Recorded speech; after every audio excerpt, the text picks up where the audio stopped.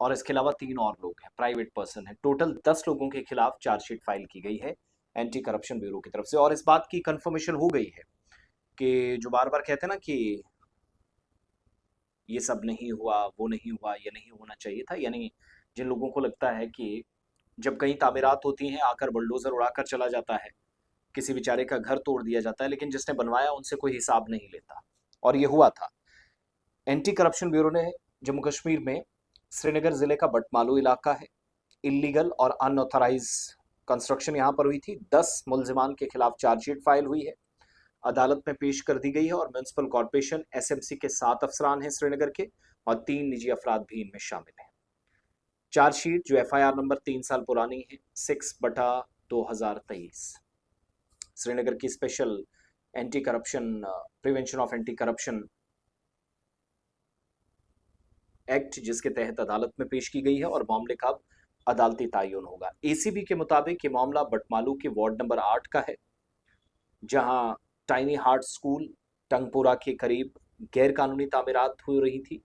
इल्ज़ाम है कि एसएमसी के जो कंसर्न ऑफिसर्स थे, मुतलका अफसरान थे, उन्होंने अपनी पोजीशन का गलत फ़ायदा उठाया, मुबैना तौर पर गलत इस्तेमाल किया, और एक प्राइवेट पर्सन जिसका नाम रियाज अहमद डार बताया जाता है एसीबी के मुताबिक, उसके साथ साजिश की जाती है और गैर मजाज तामीरात की इजाज़त दी जाती है। अनऑथराइज यहाँ या इलीगल जो कंस्ट्रक्शन थी उसकी इजाज़त दी जाती है।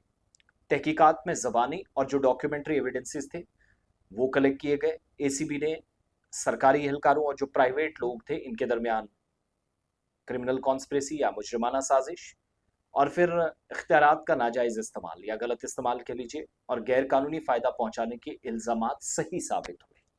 यानी मैं अगर कहीं अफसर हूं तो किसी खास शख्स को, अब हो सकता है इनने लेन देन भी कुछ किया हो, ये तो पता नहीं है, लेकिन इनने फ़ायदा पहुंचाया था, अपनी पोजीशन का गलत फ़ायदा उठाया। ये कंफर्म कर रही है एसीबी, मैं नहीं कर रहा हूँ।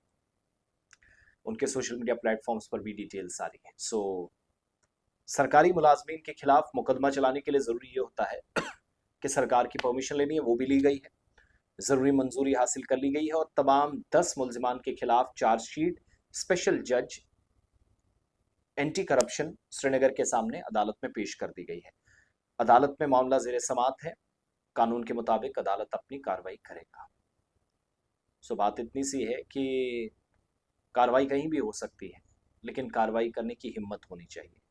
अब बड़ी प्रॉब्लम ये है कि जिन लोगों को लगता था कि ये सब नहीं हो सकता, वो एसीबी के मुताबिक हमने कर दिखाया। अब इनमें से मुजरिम कितने ठहरेंगे, हो सकता है कल सब छूट आए, हम तो कैरेक्टर असैसिनेशन नहीं कर सकते, बट कम से कम जवाबदेही तो तय हुई है।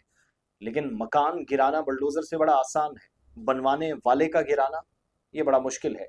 ये एसीबी को अब करना पड़ेगा।